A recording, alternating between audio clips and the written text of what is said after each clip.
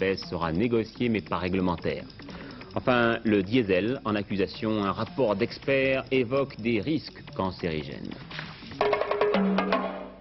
Mesdames, Messieurs, bonsoir. Il aura donc fallu un peu moins de 10 heures aux autorités françaises, aux gendarmes du GIGN et au négociateur iranien Massoud Rajavi pour régler au mieux le délicat problème du détournement du 747 iranien à Paris. Voilà 5 ans que pareille affaire ne s'était présentée aux responsables de l'aéroport d'Orly et dans ces cas-là, tout est toujours possible. Hier soir, j'évoquais d'un mot le détournement de ce jumbo jet des lignes intérieures iraniennes Shiraz-Téhéran. L'avion venait alors de se poser à Koweït. Nouvelle errance dans la nuit et ce matin, donc peu avant 8 heures, l'appareil indésirable se posait à Orly. À 16 heures cet après-midi, vous vigiez en direct, grâce à Jean-Marc Ilouz, la libération des otages et un peu plus tard, la reddition des pirates de l'air. Le film de la journée maintenant, Daniel Lecomte. Orly, 17h25, les 5 Iraniens auteurs du détournement sont entourés par les forces du groupe d'intervention de la gendarmerie nationale. Ils viennent de se rendre sans violence, c'est le dénouement d'une affaire commencée une dizaine plus tôt. 7h40, ce matin, le Boeing 747 d'Iran Air se pose à Orly-Ouest après être passé outre l'interdiction de pénétrer l'espace aérien français. À son bord, 186 passagers et 5 pirates de l'air munis de mitraillettes. Dans le dialogue qui s'engage avec les autorités françaises regroupées dans la tour de contrôle, il demande à parler à Moussad Rajavi, le leader des Moudjahidines du peuple, en exil à Paris, et menace de faire sauter l'appareil si cette exigence n'est pas accomplie. 16h15, les premiers otages sortent de l'appareil. Entre-temps, en effet, le ministre des Relations extérieures a demandé à Moussad Rajavi de satisfaire aux exigences des pirates de l'air et de se rendre à Orly. C'est après 30 minutes de négociations par téléphone que les pirates de l'air ont finalement accepté de libérer les otages. 17h25, après 1 heure d'attente, les CX du GIGN se dirigent vers l'appareil. Les 5 membres du commando les attendent, main sur la tête. Ils déclareront à ce moment à Moussad Rajavi « Nous ne sommes pas membres de votre organisation, nous voulions simplement alerter l'opinion mondiale sur les crimes commis en Iran par Khomeini ». Dans l'avion, les gendarmes trouveront un pistolet et 2 couteaux à cran d'arrêt, 4 colts et 2 pistolets mitrailleurs dans la soute de l'avion.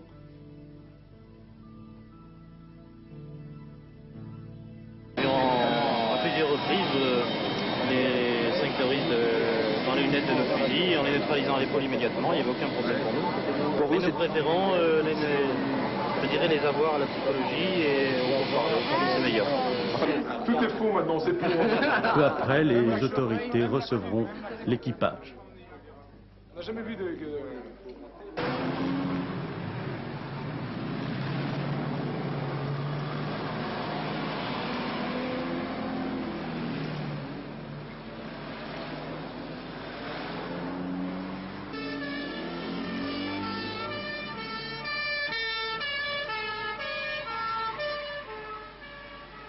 Information permanente cet après-midi donc sur Antenne 2, en direct d'Orly. Jean-Marc Ilouz nous a fait vivre les moments les plus chauds de cette prise d'otage. Voilà donc maintenant le temps des questions. Alors Jean-Marc, vous qui avez écouté la plupart des conversations avec la tour de contrôle et avec le négociateur, M. Rajavi, quelles étaient à votre sentiment les vraies motivations des pirates de l'air ? Eh bien, grâce à une source iranienne indépendante qui a pu intercepter et traduire pour Antenne 2 une grande partie des conversations entre les pirates et la tour de contrôle, conversation en langue farsi, eh bien il semble bien que le premier objectif des pirates était, je cite, d'attirer l'attention du monde sur la répression inhumaine exercée par le régime de Khomeini. Et les pirates ont finalement reconnu qu'ils n'étaient pas officiellement membres des Moudjahidines du peuple, mais qu'ils avaient de leur propre initiative constitué un groupe d'action pour rallier avec éclat celui qu'ils voient comme étant leur chef, Massoud Rajavi. Et d'ailleurs, à 2 reprises, ils vont lui obéir aveuglément. D'abord, quand Massoud Rajavi leur demande de libérer les otages, ils le font. Et puis quand 1h30 plus tard, fou de rage, Massoud Rajavi va leur hurler « Si vous êtes de vrais Moudjahidines, vous devez sortir immédiatement de l'avion, les mains sur la tête, les pirates obéiront ». Alors justement, Jean-Marc, qu'est-ce qui va se passer pour les pirates? Parce que les documents ne sont pas très clairs, il n'y a pas de convention d'extradition en principe entre Paris et Téhéran. Eh bien écoutez, asile politique peut-être, jugement certainement, mais c'est vrai, il faut le savoir, la convention signée en 64, il y a longtemps, entre l'Iran et la France, n'a jamais été appliquée. D'ailleurs, l'ex-président Bani Sadr et Massoud Rajavi n'ont jamais été inquiétés par les demandes d'extradition lancées par le gouvernement de l'ayatollah Khomeini. Et puis il faut savoir aussi qu'actuellement les relations entre Paris et Téhéran sont à l'orage. La France, pour l'Iran de Khomeini, est le troisième grand Satan après les États-Unis et l'URSS. Il faut savoir bien sûr que la France aide massivement l'ennemi juré de l'Iran, l'Irak du régime du président Saddam Hussein, dans la guerre Irak-Iran.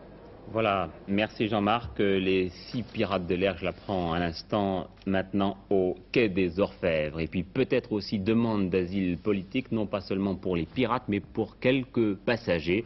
En tout cas, c'est une source qui n'est pas confirmée.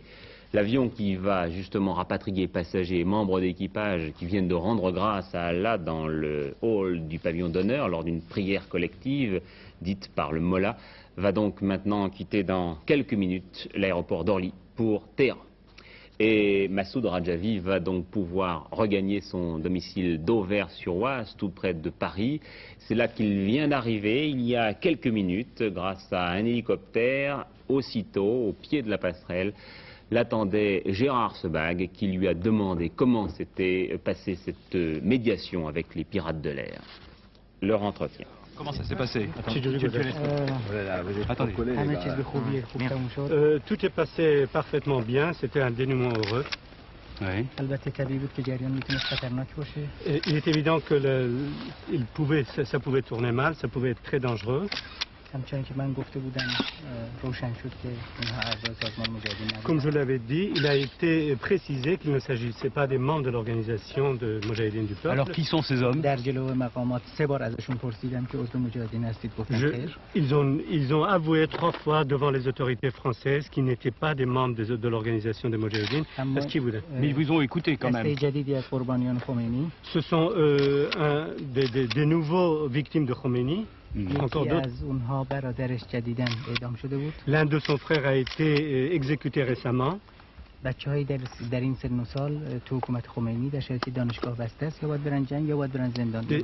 jeunes de leur âge dans le gouvernement de Khomeini n'ont 2 solutions puisque les universités sont fermées, soit aller en prison, soit aller se faire tuer dans la guerre. Monsieur Rajavi, est-ce qu'ils avaient décidé tout de suite de venir en France? Est-ce que c'était leur but en partant d'Iran?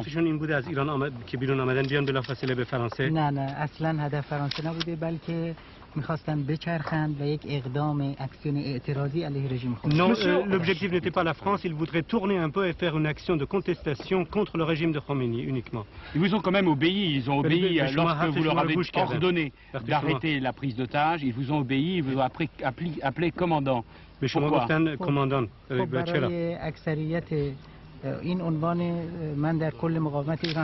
C'est le nom commandant dans l'ensemble de la résistance iranienne.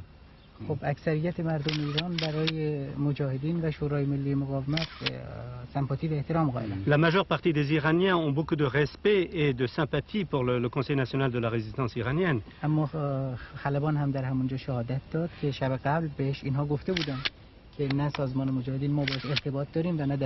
Mais le pilote a avoué également sur place que la veille on lui avait fait des confidences qu'il n'était pas en liaison avec l'organisation, encore moins membre de l'organisation. Que vont devenir ces pirates aujourd'hui?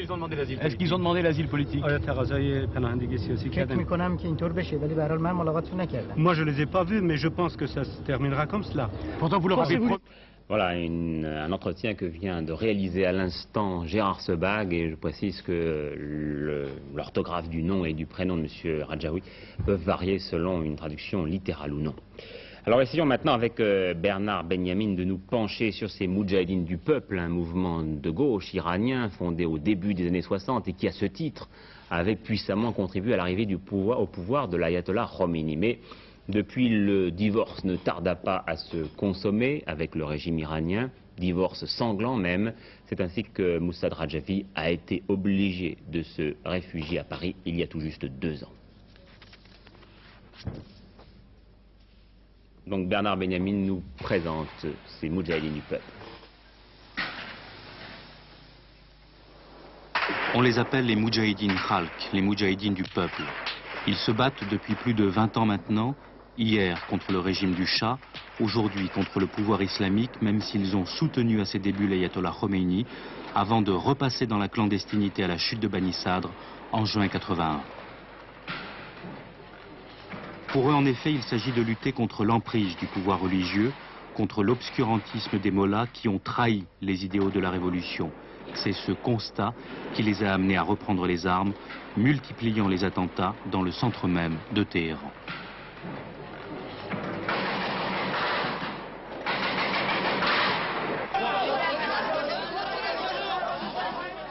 Et ce sont les Moudjahidines que l'on va d'abord accuser de l'attentat en plein centre de Téhéran, le dimanche 28 juillet 1981, qui va coûter la vie à 72 personnes et détruire entièrement le siège du PRI, le parti de la République islamique. 72 personnes, dont l'homme fort du régime, celui qui était en fait le numéro 2 après Khomeini, l'ayatollah Beheshti.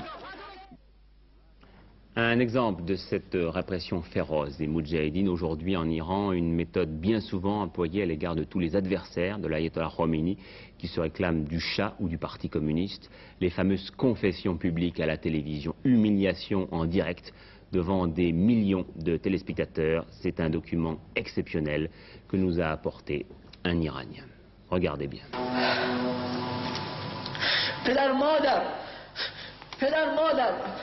آیا میدانید قاتل من کیست؟ آیا میدانید قاتلم کیست؟ قاتلم پاسدار نیست. قاتلم پاسدار نیست. قاتلم دادگاه انقلاب نیست. قاتلم حکومت انقلابی نیست. بلکه بدانید که من قربانی اهداف قدرت طلبانه رجوی خائن، مرکزیت سازمان مجاهدین خلق و بالاخره آمریکای جنایتکار شدم. و خلاصه قاتلم مرکزیت سازمان مجاهدین خلق، رجوی خائن و آمریکاست. الهی فاقبل توبتی کما وعدت واعف عن سیئاتی کما ظلمت و اوجب لی محبتک کما شرکت. تقاضا میکنم این وصیت‌نامه را نیز روزنامه ها چاپ کنند تا بلکه آنها که ذره‌ای وجدان دارند بفهمند احمد جانفشان وظیفه 14/6/60 ساعت 7:45 درود بر رهبر انقلاب اسلامی ایران امام خمینی. مادرم برای امام دعا کنید. السلام علیکم و رحمت الله و برکاته. Contre cette confession, on lui avait promis la vie sauve. Le lendemain de la confession, il était pendu, on l'avait berné de bout en bout. Ce soir, l'Iran, qui demande l'extradition des pirates de l'air, s'est élevé contre le fait que Massoud Rajavi ait été érigé en médiateur dans cette affaire, et le président du Parlement iranien a condamné dans un même élan la France, les États-Unis et le Koweït pour leur attitude dans ce détournement. Pour Radio Téhéran, il s'agit même d'une mise en scène organisée par le gouvernement français. Première réaction gouvernementale à Paris, celle de Max Gallo, porte-parole. Les pirates de l'air seront poursuivis pour violation du droit international, même s'ils doivent bénéficier du droit d'asile politique en France. Mais nul doute que les relations entre Paris et Téhéran vont être à nouveau affectées par cette affaire. L'Iran, un pays convulsif depuis plusieurs années maintenant, d'autant qu'aux difficultés intérieures se sont maintenant ajoutés les problèmes de la guerre avec l'Irak. Philippe Châtenay. Après 4 ans de révolution islamique, l'Iran est confronté à 2 guerres impitoyables et meurtrières. L'une extérieure contre l'Irak, l'autre intérieure contre tous ceux qui osent s'opposer au régime de Khomeini. Un pays totalement mobilisé, comme en témoignent ses volontaires, âgés de 11 à 70 ans, les Bassidj. Ici, dans l'ancienne cité impériale de Persépolis, ils reçoivent une formation militaire rudimentaire avant de partir au front. Certains portent des tuniques où il est imprimé « J'ai reçu la permission spéciale de l'imam Khomeini pour entrer au paradis des martyrs ». D'autres ont autour du cou des petites clés en fer blanc qui doivent leur ouvrir les portes du paradis après une mort héroïque sur le champ de bataille. L'explication du fanatisme et du courage suicidaire des Bassidj se trouve dans leur foi, l'islam chiite, qui glorifie par-dessus tout le sacrifice et la souffrance. L'Iran de la djihad, la guerre sainte, est prête à voir mourir tous ses enfants pour que triomphe la vérité divine telle que l'a définie l'imam Khomeini.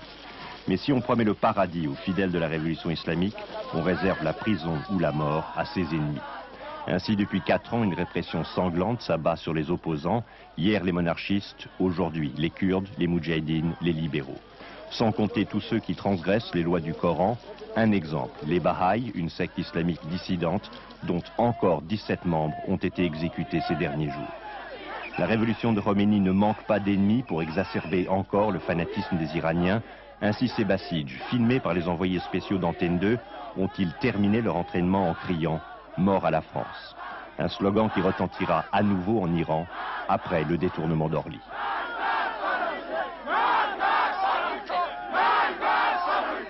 Oui, l'un des premiers otages libérés ce matin était d'ailleurs un militaire hébété. Il se croyait sur un théâtre d'opération de guerre avec l'Irak. Voilà ce soir ce que nous pouvions dire sur cette prise d'otage terminée au mieux.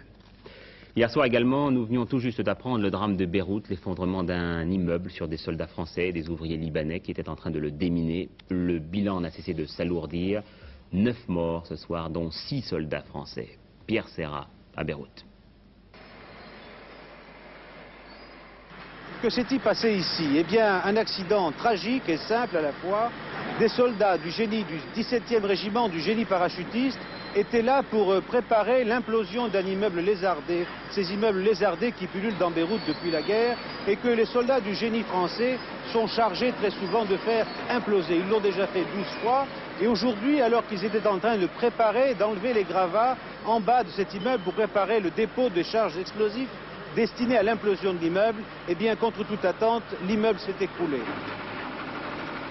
Il y a déjà eu plusieurs blessés français cette année à Beyrouth au cours d'opérations de déminage ou même d'attentats qui ont eu lieu contre la force multinationale. Ce qui est sûr cette fois, c'est qu'il s'agit bien d'un accident et non pas d'un attentat. Au moment de l'effondrement de l'immeuble, au moins 3 ouvriers libanais et 10 sapeurs français se trouvaient à l'intérieur. 4 des sapeurs ont pu s'échapper sur le champ. 3 sont indemnes, le 4e a reçu des gravats qui ont provoqué plusieurs fractures, mais sa vie n'est pas en danger. Après les bulldozers et les pelles mécaniques qui dégrossissent le travail, les hommes du 17e régiment du génie parachutiste, armés de pioches et parfois à main nue, en attendant de faire face à de nouvelles missions du même ordre, recherchent désespérément les corps de leurs camarades ensevelis sous les décombres. Et puis, M. Chesson vient d'arriver à Beyrouth où le Premier ministre a échappé de justesse à un attentat.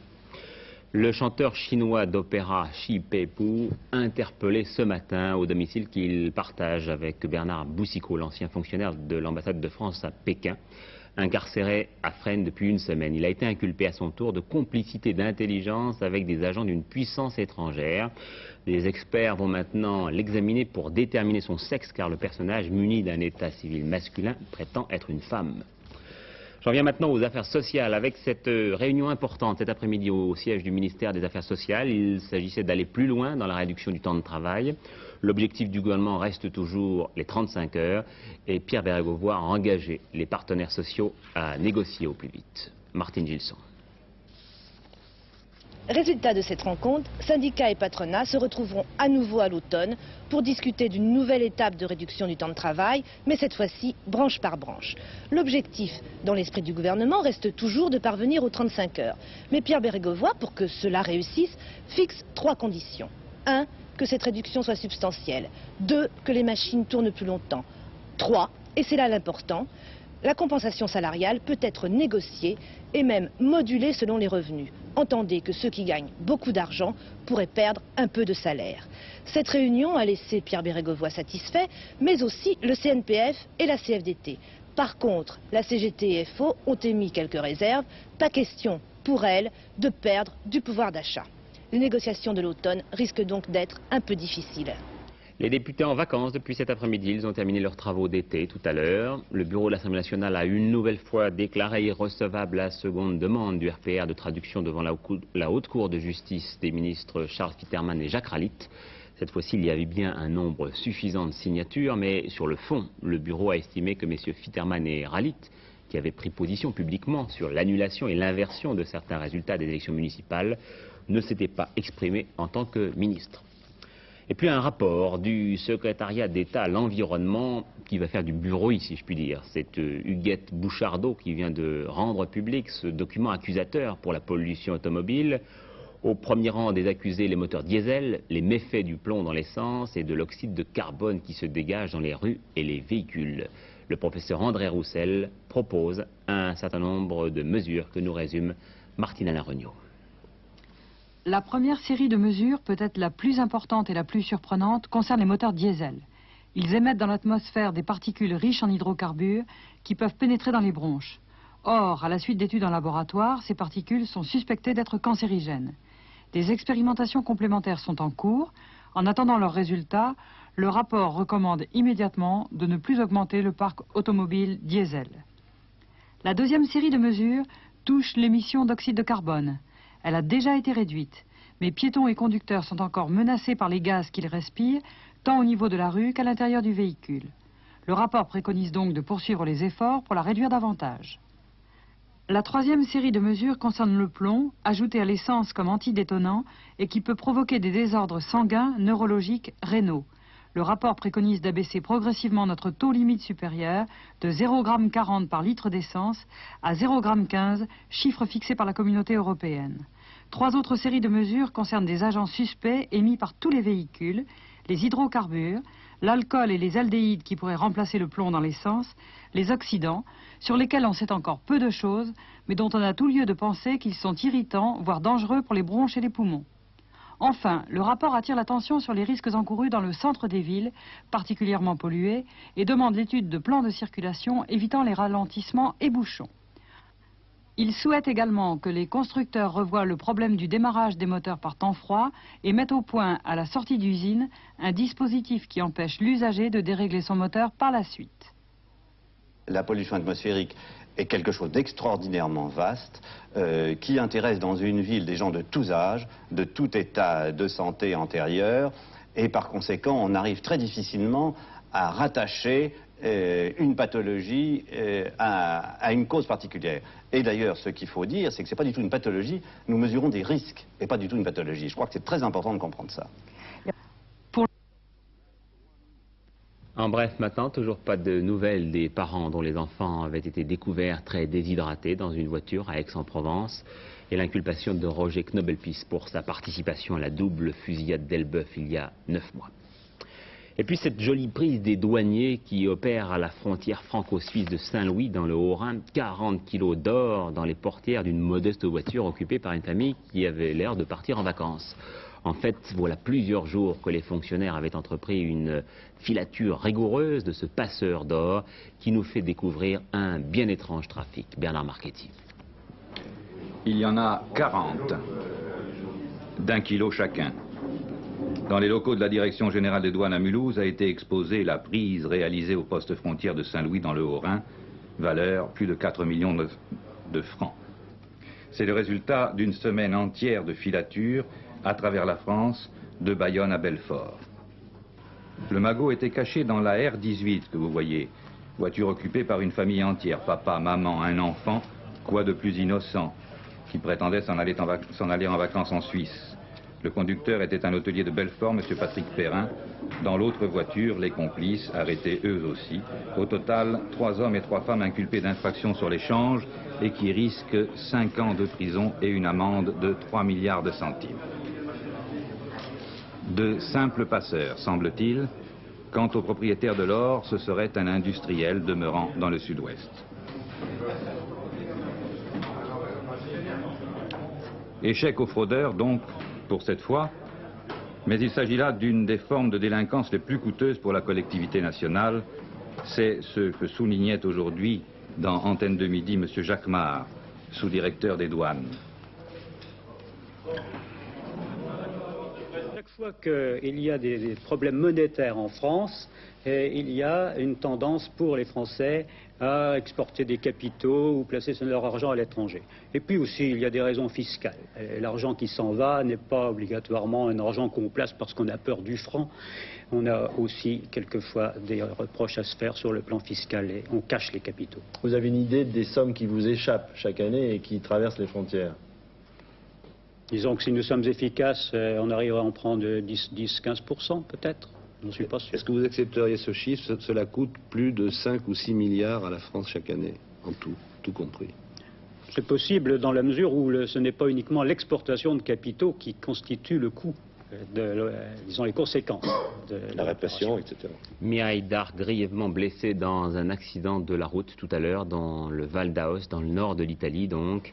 Elle a été hospitalisée à l'hôpital d'Aoste. Les médecins réservent leur diagnostic dès que possible, bien entendu, des nouvelles de Mireille Darc. Visite surprise de François Mitterrand aux Jeux européens des handicapés au stade Louis Lumière, près de Paris. Le chef de l'État avait tenu à encourager l'effort sportif des 750 handicapés physiques dont nous vous parlons depuis le début de la semaine dans ce journal. Bernard Pradino.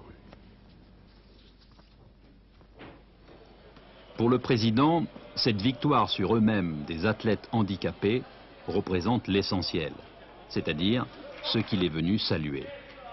C'est, dit-il, une démonstration d'énergie, de courage moral, de réussite également. M. Mitterrand a rencontré les joueurs d'équipe de basket, d'escrime. Il a aussi décerné les médailles aux vainqueurs de la matinée.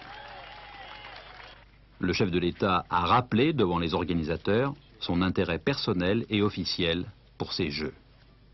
Plus l'accueilleur encore, il faut savoir prévoir, préparer, s'obstiner pour gagner. Or, mesdames et messieurs, athlètes, dirigeants, organisateurs, en ce jour, vous avez gagné. Je viens de dire à quel point je mesurais la peine. Laissons parler la joie. Elle est à la mesure de la peine, car l'effort trouve toujours sa récompense. France 3 a battu ce matin le troisième concurrent australien Advance au terme de régates perturbées par des vents trop faibles. Vent très faible également pour le Tour de France à la voile. La 5e étape a été annulée ce matin à Cherbourg. L'autre Tour de France, eh bien, à l'issue de l'étape contre la montre aujourd'hui, 6e du nom, Kim Andersen conserve son maillot jaune devant Phil Anderson, Sean Kelly et Job Zoetemelk qui n'est qu'à 1 minute 19 du leader. Enfin, demain, le début de la rencontre de Coupe Davis à Marseille, France-Paraguay. On connaît l'ordre des rencontres. Tulane contre Gonzalez, puis la rencontre vedette. Ensuite, Lecomte contre Pecci, avec évidemment un grand absent, Noah, et une certaine désaffection dans ce contexte du public. Gérard Ross. Il joue, il s'entraîne, mais tout le monde le sait, Noah ne jouera pas ce match de Coupe Davis. Noah le champion, Noah la star, présent à Marseille par amitié, mais absent de la compétition par punition. Première conséquence, le public boude un peu ce match organisé sur la Côte d'Azur pour avoir plus de spectateurs et plus de passion. Pour l'instant, déception.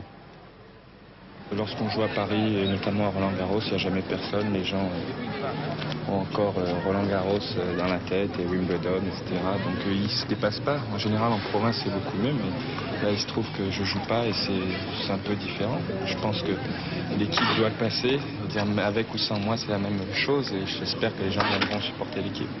Ce stade de l'Académie, construit spécialement pour l'occasion, peut accueillir 9000 spectateurs. Actuellement, les organisateurs semblent loin du compte. Compétition bien organisée, mais un public marseillais sans doute pas bien informé. Je pense que la France va gagner, en tout cas. Oui. J'espère. Qu'est-ce qui vous fait dire ça? Parce qu'il est tellement sympa et puis il fait tellement de bon cœur que je pense qu'il va gagner. Qui? Comment s'appelle-t-il, là, le président, là? Comment il s'appelle? Ouais. Qui? Noah, c'est ça? Noah, mais il joue pas, Noah. Ah bon, c'est qui alors? Marseille, c'est beaucoup de football. Coupe Davis, oui, mais aussi beaucoup plus le football que le tennis. Noah absent, deuxième conséquence, Henri Lecomte devient le chef de file du groupe France. Mais un Henri Lecomte très nerveux pendant l'entraînement ce matin. Les gars sont un peu tendus. Plus les matchs approchent, moins on joue. pas très bien, mais ça c'est normal, on connaît ça. Plus l'événement approche, plus on devient fébrile, nerveux et on doute, mais à la limite c'est bon signe. Ça prouve qu'ils sont déjà concentrés et que le match approche et qu'ils le sentent. Premier match donc demain vendredi, Gonzalez-Tulane. Tulane classé 72e joueur mondial, Gonzalez 111e. Sur le papier, avantage aux Français, mais en Coupe Davis tout est possible, surtout face à un adversaire qui n'a rien à perdre. Deuxième match, le choc, Pecci-Lecomte. Victor Pecci, l'homme au diamant, la coqueluche de Roland Garros en 1979 quand il perd en finale contre Borg. Aujourd'hui, il n'est que 52e, mais attention, il a maigri de 4 kilos, il est en super forme, il joue bien. Henri Lecomte, Riton, devra se méfier.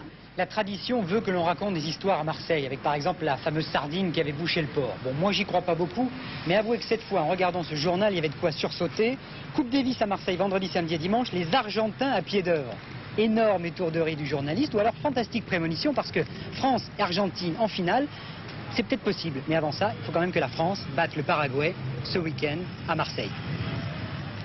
Rendez-vous demain, samedi et dimanche. Le quartet, il fallait jouer le 10, le 12, le 4 et le 15 avec un énorme rapport. Vous le voyez dans l'ordre 611 229 francs et dans un ordre différent 22 284 francs 50. Voilà, et puis les prévisions de la météo pour demain, Brigitte. Oui, il a fait chaud aujourd'hui, il fera chaud encore demain et je crois même que nous allons vers la canicule. Ce sera le cas à peu près sur tout le pays après dissipation des brumes matinales. Resteront tout de même quelques orages jusqu'au Jura le matin et qui gagneront la Méditerranée et la Corse dans l'après-midi. Puis donc, je vous le disais, il fera très chaud. Les températures iront de 25 degrés sur l'ouest à 32 degrés à l'est et au sud. Demain, nous serons le vendredi 8 juillet. Le soleil se lèvera à 5h58, il se couchera à 21h53. Ce sera la fête des Thibauts. Voilà, puis une information pratique, vous n'avez plus que 24 heures pour vérifier si vous êtes bien inscrit sur les listes de la Sécurité sociale. Vous savez que les élections ont lieu le 19 octobre, mais il n'y a plus que 24 heures pour bien vérifier, pour être tout à fait inscrit. À 23h20, bien entendu, Claude Sérion reviendra sur l'information majeure de la journée, à savoir le dénouement heureux pour les 203 otages du Boeing 747 d'Iran Air, avec cet asile politique demandé par les 6 pirates de l'air à la France. Quant à l'actrice Mireille Darc, j'apprends à l'instant qu'elle vient d'être admise en salle d'opération. Une intervention est en cours. Vous savez qu'elle a été victime d'un grave accident de la circulation près du Val d'Aoste, dans le nord de l'Italie. Claude Sérion, j'espère, nous en dira plus tout à l'heure à 23h20. Bonne soirée à tous et si vous le voulez bien, à demain 20h.